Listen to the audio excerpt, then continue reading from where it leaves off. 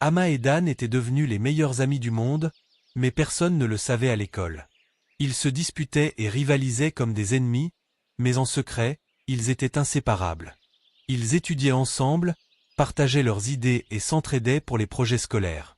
Après l'école, quand plus personne ne les voyait, ils allaient s'asseoir sous le grand manguier derrière l'école pour résoudre des problèmes de maths difficiles.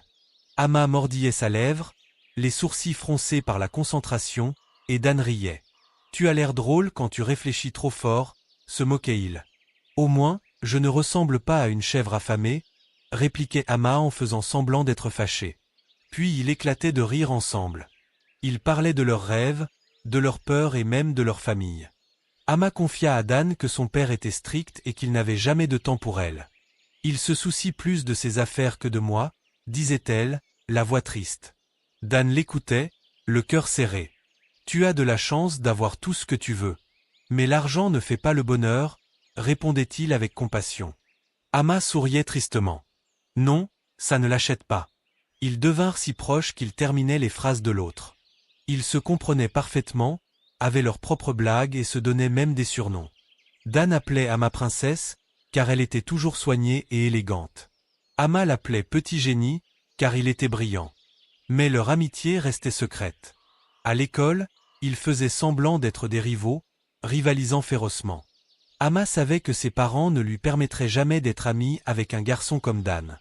Son père, homme fier, croyait en la richesse et le statut. Dan, lui, ne voulait pas qu'on pense qu'il voulait l'argent d'Ama.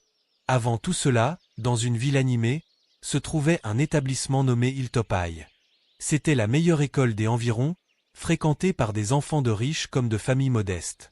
Parmi eux, 2 élèves étaient aussi différents que le jour et la nuit. Ama était la fille la plus riche de l'école. Chaque matin, une limousine noire brillante s'arrêtait devant les grilles, et elle en descendait comme une princesse. Ses chaussures étincelaient, son uniforme était impeccable, et sa coiffure toujours parfaite. Quand elle marchait, les têtes se tournaient.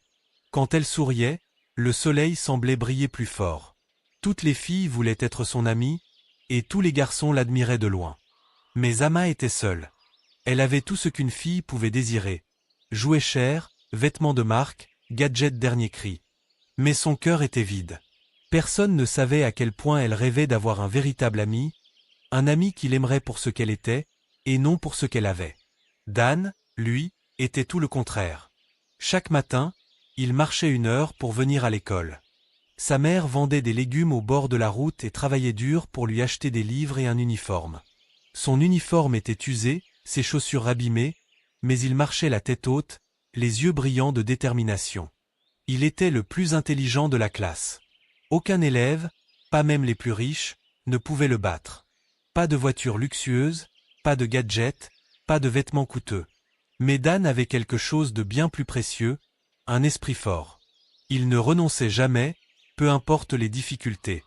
Sa mère lui répétait souvent « Dan, l'éducation est ta clé pour une vie meilleure.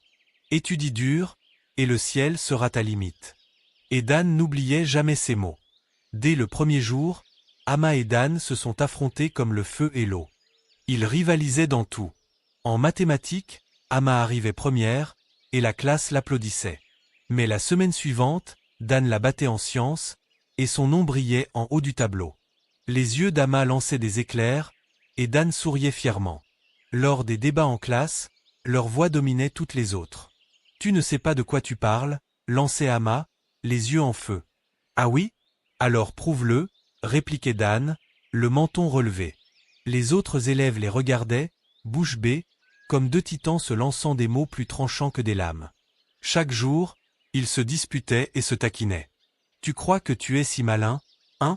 grinçait Ama. « Je ne crois pas, je le sais », répondait Dan avec un clin d'œil. Mais derrière les mots durs et les regards furieux, quelque chose grandissait. Quelque chose qu'aucun des deux ne comprenait. Au fond d'elle, Ama admirait la force et la détermination de Dan. Elle avait tout, pourtant c'était lui qui semblait toujours plus heureux. Elle vivait entourée de richesses, mais lui était plus riche en esprit. Et Dan, même s'il ne l'admettait jamais, admirait le courage d'Ama. Elle ne reculait devant aucun défi. Mais ils étaient trop fiers pour l'avouer.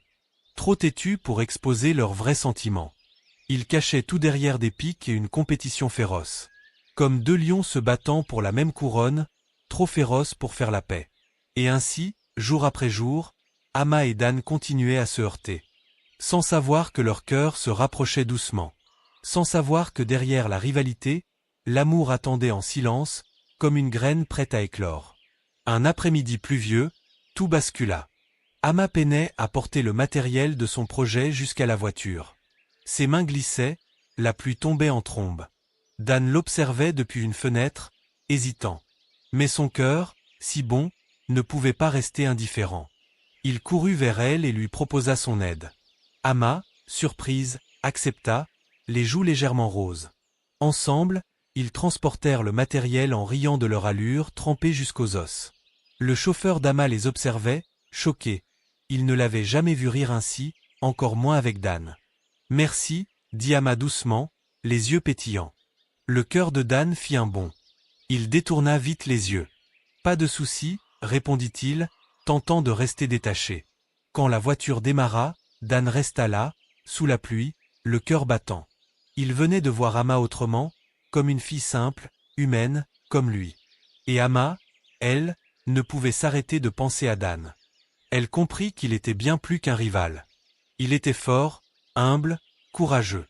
Ils commencèrent à se remarquer différemment. Leurs cœurs se rapprochant en silence, cachant leurs sentiments derrière des pics ludiques.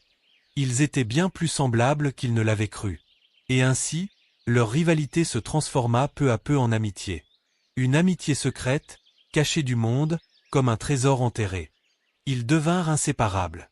À chaque conversation discrète, leurs liens se renforçaient. Ils partageaient leurs rêves, leurs peurs, leurs blessures. Amma confia sa solitude malgré toutes ses richesses. Dan lui raconta les luttes de sa mère pour qu'il reste à l'école. Le cœur d'Amma se serra pour lui. Elle voulait l'aider, mais elle savait qu'il n'accepterait jamais son argent. « Je n'ai pas besoin de ta pitié » disait Dan, le regard dur. Alors, elle l'aida autrement. En l'encourageant. En étant là pour lui. Et il fit la même chose pour elle. Lui montrant que la vie valait bien plus que l'or et les bijoux. Un après-midi, il riait et bavardait devant le portail de l'école, en attendant la limousine d'Amma. Ils étaient si heureux qu'ils ne remarquèrent pas la voiture noire garée de l'autre côté de la rue. À l'intérieur, son père. Il les observait, les yeux glacés de colère. Son visage devint rouge en voyant sa fille rire avec un garçon pauvre. « Comment ose-t-elle me déshonorer ainsi » marmonna-t-il, les poings serrés. Ce soir-là, quand Amma rentra à la maison, la voix de son père tonna dans le salon. « Amma !» Son cœur se serra. Jamais elle ne l'avait entendu aussi furieux. Elle entra lentement, la tête baissée. « Oui, papa ?» Ses yeux brûlaient de colère. « Je t'ai vu rire avec ce garçon aujourd'hui, » grogna-t-il. « Tu es une Williams. Tu ne dois jamais être vue avec un pauvre comme Dan. Il n'est pas de ton rang. » Le cœur d'Amma se brisa. Elle ouvrit la bouche pour expliquer, mais son père leva la main pour la faire taire. « Aucune excuse. Tu ne lui adresseras plus jamais la parole. Compris ?» Les larmes aux yeux, elle hocha la tête. « Oui, papa, » murmura-t-elle. Son père se radoucit légèrement. « Bien. Souviens-toi de qui tu es. Tu es ma fille, et je ne veux pas que tu fraies avec ceux qui nous sont inférieurs. » Amma sentit un poids énorme écraser sa poitrine. Elle courut dans sa chambre, s'effondra sur son lit, et pleura toutes les larmes de son corps. Mais au fond d'elle, elle savait. Elle ne pouvait pas abandonner Dan. Il était le seul qui la comprenait vraiment. Le lendemain, à l'école, elle essaya d'éviter Dan. Mais il le remarqua immédiatement. « Et, princesse, pourquoi tu m'évites » demanda-t-il, inquiet. Amma baissa les yeux. « Je ne veux pas que les gens nous voient ensemble » mentit-elle, le cœur brisé. Le visage de Dan se figea. « Ah, d'accord » dit-il doucement, les épaules affaissées.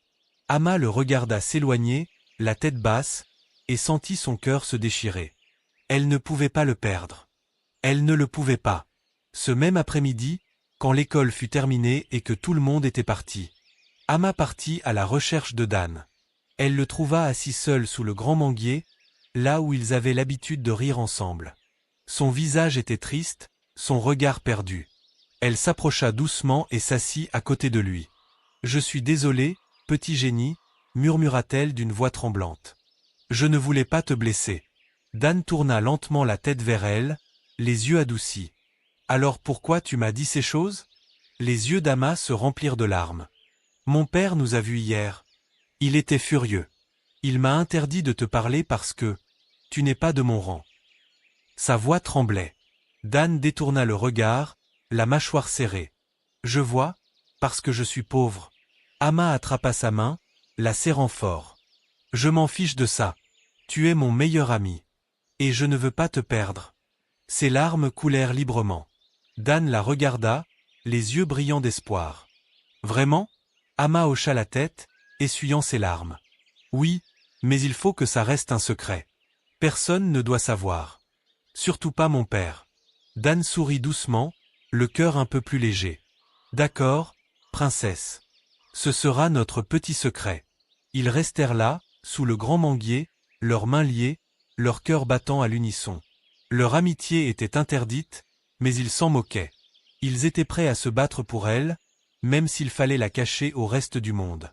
Les années passèrent, et Ama et Dan terminèrent le secondaire. L'heure était venue pour eux d'entrer à l'université. Les parents d'Ama étaient ravis. Son père déclara fièrement. Tu iras dans la plus grande université du pays. Tu seras la fille la plus intelligente et la plus riche de la ville. Ama força un sourire, mais son cœur était lourd. Si elle partait étudier dans une grande ville, elle laisserait Dan derrière elle.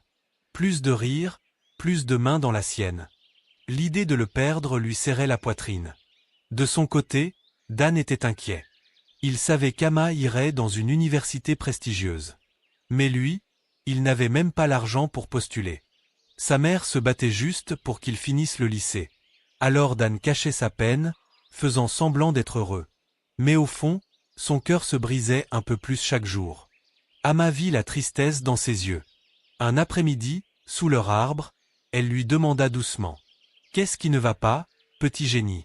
Dan força un sourire. « Rien, princesse. Je vais bien. » Mais elle ne le crut pas. Elle lui prit la main et le fixa dans les yeux.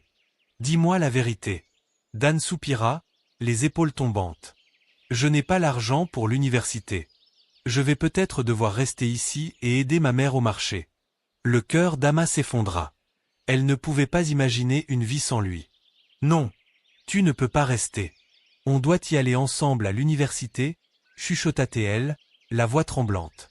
Dan détourna le regard, les yeux pleins de douleur. « On vient de deux mondes différents, Ama. Tu es riche. Moi, je suis pauvre. C'est pas si simple. » Les larmes aux yeux, Ama eut une idée. Une idée folle, risquée, mais c'était la seule solution. Elle se fit une promesse. Si Dan ne peut pas aller à l'université, alors elle non plus. Le jour du premier examen arriva. Ama était dans la grande salle, la feuille devant elle. Les questions étaient faciles. Mais elle resta là, le regard vide, son stylo immobile. Son cœur battait fort, ses mains tremblaient. « Je peux le faire, mais je ne le ferai pas, » murmura-t-elle. Elle laissa la majorité des questions vides. Quand les résultats furent publiés, son nom n'apparaissait pas. Son père, confus, fronça les sourcils. « Ama, comment as-tu pu échouer? Tu as toujours été première de ta classe. » Elle baissa les yeux, le cœur battant. « Je ne sais pas, papa. J'étais nerveuse, mentit-elle. » Son père soupira, un peu attendri. « Ce n'est pas grave. Tu passeras le prochain. » Mais au deuxième examen, Ama échoua volontairement une nouvelle fois. Cette fois-ci, son père entra dans une colère noire. « Ama, que se passe-t-il » hurla-t-il. « Tu joues avec ton avenir. » Ama baissa la tête, les mains tremblantes. « J'ai essayé, papa. Je ne sais pas ce qui m'arrive. » Il lui donna une dernière chance. « Si tu rates encore, tu feras honte à cette famille, » dit-il d'un ton glacial. Mais Ama avait déjà choisi. Elle échoua une troisième fois, toujours volontairement. Son père, fou de rage, fit irruption dans sa chambre. « Pourquoi tu fais ça » cria-t-il, le visage déformé par la colère. « Tu crois que c'est un jeu ?» Ama tremblait, mais resta silencieuse. Son cœur était lourd, mais sa décision ferme. Elle ne partirait pas sans Dan. « C'est à cause de ce garçon, n'est-ce pas » hurla-t-il. Tu détruis ton avenir pour lui. Amma détourna le regard, les larmes aux yeux. Elle ne pouvait pas lui dire la vérité. Il ne comprendrait jamais. Son père la punit sévèrement. Plus de téléphone. Plus de sorties. Plus de visites. Elle était assignée à résidence comme une prisonnière. Mais Amma s'en fichait. Son cœur était avec Dan, et elle était prête à attendre. Pendant qu'Amma était enfermée chez elle. Dan luttait dans l'ombre. Il voulait aller à l'université.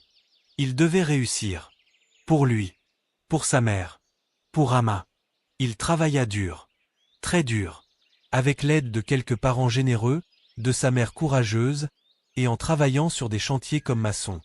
Il réussit à rassembler assez d'argent pour postuler. Il étudiait jour et nuit, éclairé par une simple bougie.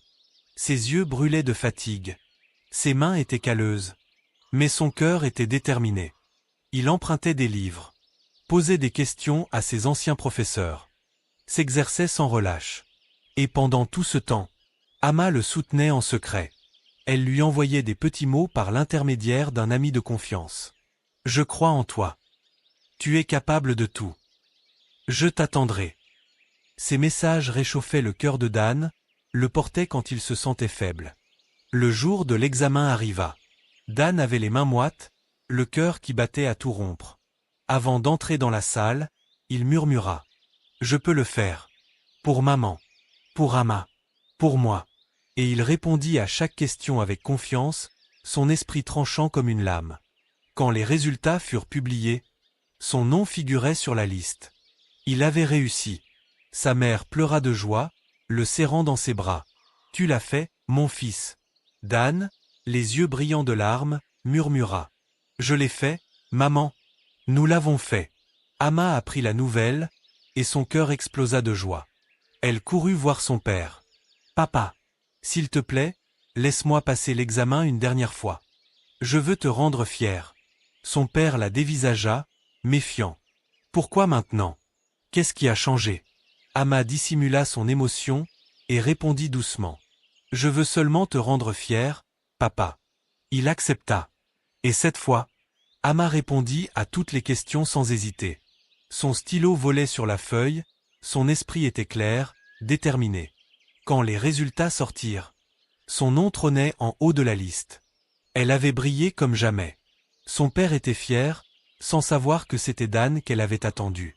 Quand le père d'Amma découvrit qu'elle allait étudier à la même université que Dan, sa colère éclata comme un orage. « Je ne le permettrai pas !»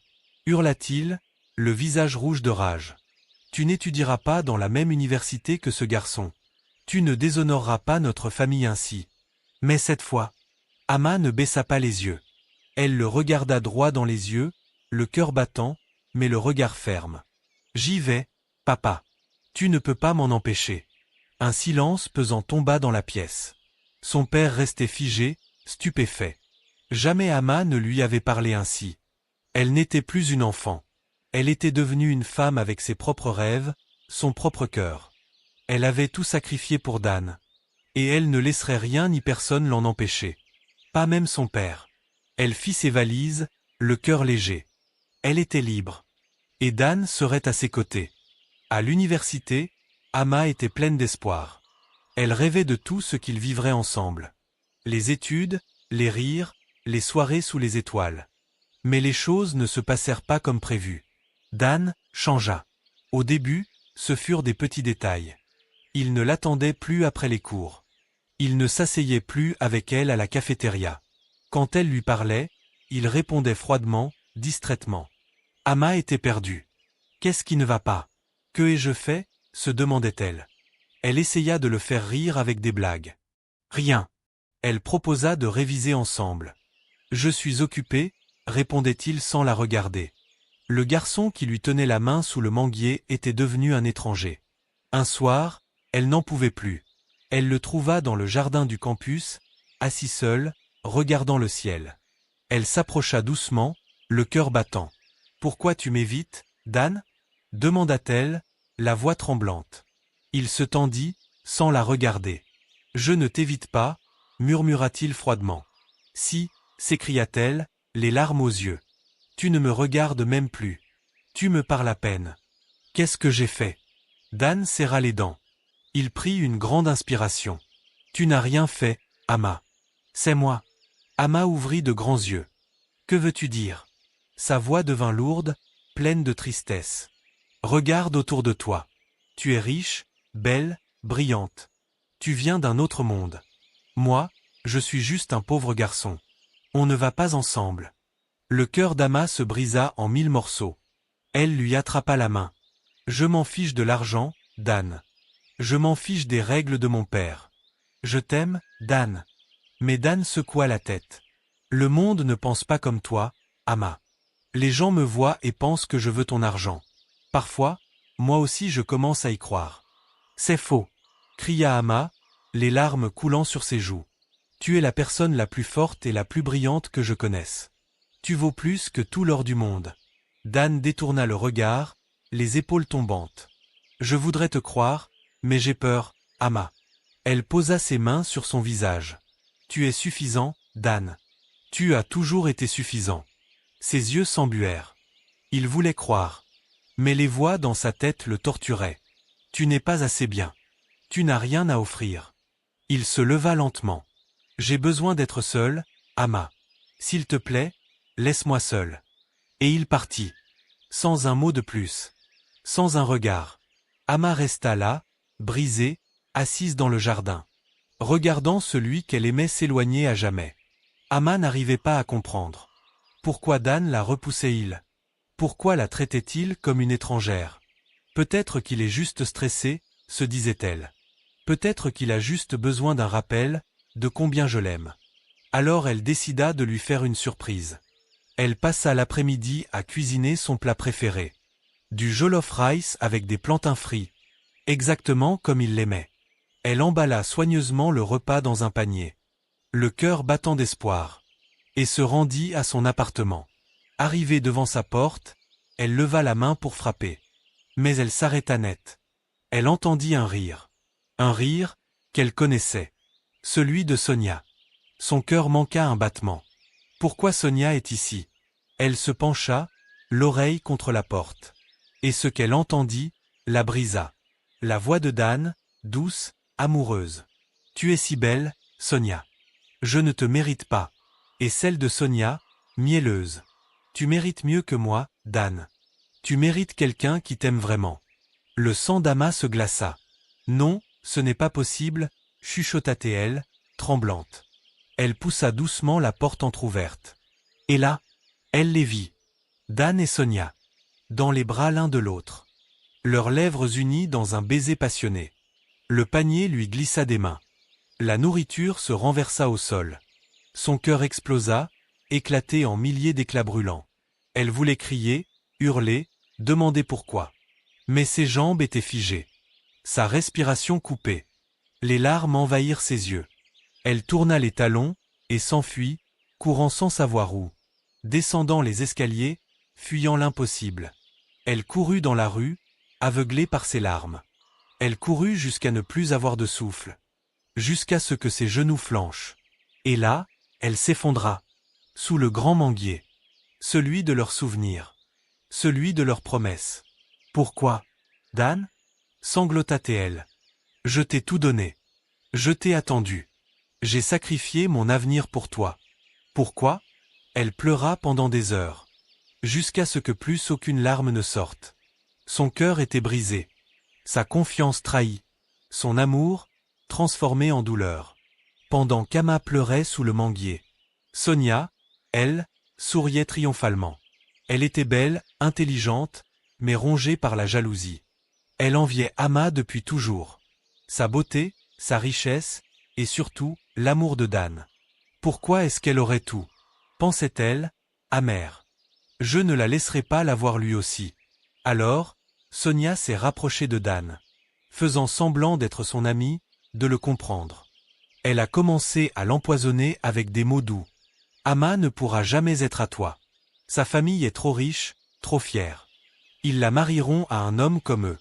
Tu n'es qu'un pauvre garçon, Dan. Dan, blessé, fragile, a fini par croire ses mensonges. Il pensait qu'il n'était pas assez bien. Que tout ce qu'il avait vécu avec Ama était une illusion. Alors, quand Sonia l'a embrassé ce soir-là, il n'a pas résisté. Il a confondu la manipulation avec du réconfort. Et il a laissé Ama s'éloigner, sans se battre. De son côté, Ama s'est enfermée dans le silence. Elle refusait de parler à ses parents, mais eux savaient qu'elle allait mal. Sans savoir la vérité, ils pensèrent que la solution était simple. La marier rapidement. « Tu es en âge de te marier », dit sa mère un soir. « Tu dois épouser un homme riche, respectable.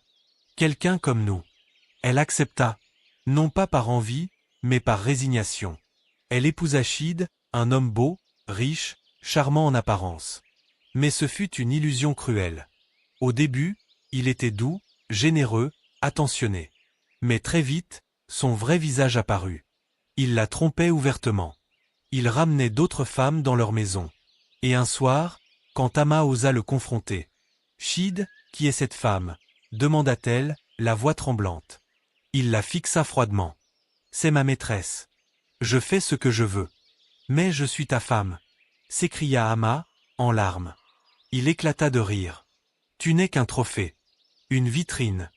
Je ne t'ai jamais aimé. » Et ce soir-là, il la frappa. La gifle claqua dans le silence. Ama chancela, choquée, le visage brûlant. « Tu m'as frappé, » murmura-t-elle. « Tu l'as mérité. La prochaine fois, tais-toi, » répondit-il, impitoyable. Elle pleura toute la nuit, brisée, humiliée, jusqu'à ce qu'elle trouve la force de partir. Mais son calvaire ne faisait que commencer. Après son divorce avec Chid, Ama retourna vivre chez ses parents. Elle croyait, au fond d'elle, qu'il comprendrait enfin. Mais non. Son père explosa de colère. « Tu nous as déshonorés. Comment oses-tu quitter ton mari ?» Ama, la tête baissée, répondit faiblement. Il était cruel. Mais cela n'importait pas. Tu es une Williams. Tu dois épouser un homme de richesse et de statut. L'amour, ce n'est pas notre priorité. Et sans lui laisser le temps de guérir. Ils arrangèrent un second mariage. Cette fois, l'homme s'appelait Desmond. Un homme puissant, influent, respecté. Mais derrière son sourire charmeur, se cachait un monstre. Il l'enfermait chez elle, contrôlait chacun de ses mouvements. « Tu m'appartiens, » murmurait-il, en serrant fort son bras. « Tu ne dois parler à personne. Tu es à moi. » Ama se sentait comme une prisonnière dans un palais. Elle était seule, isolée, étouffée. Elle tenta d'être une bonne épouse. Mais rien n'était jamais assez. Desmond était froid, autoritaire, implacable. Et ce fut un deuxième divorce. Encore plus amer. Mais ce n'était que le début du cauchemar. Ses parents ne renoncèrent pas. Troisième mariage. Puis un quatrième. L'un était un joueur compulsif, qui perdit tout et la rendit responsable de ses échecs. L'autre, un coureur de jupons, ramenait ses conquêtes sous leur toit. Le dernier, un alcoolique violent, qui la battait sans raison. Ama subissait. En silence. Sans amour. Sans paix. Sans secours. Elle rentra chez ses parents après son 5e mariage raté. Épuisée. Vide. Mais au lieu de l'accueillir avec compassion, son père l'attendait, froid comme la pierre. « Tu es un échec en tant que femme. Tu nous as fait honte. Tu ne mérites même plus de porter notre nom. » Ama s'effondra dans sa chambre. Seule. Humiliée. « Peut-être que j'aurais dû me battre pour Dan, » murmura-t-elle un soir, les larmes coulant sur ses joues. Elle repensa à son sourire, à leur rire sous le manguier. À sa voix qui la rassurait. « Dan, tu me manques. Je t'ai toujours aimé.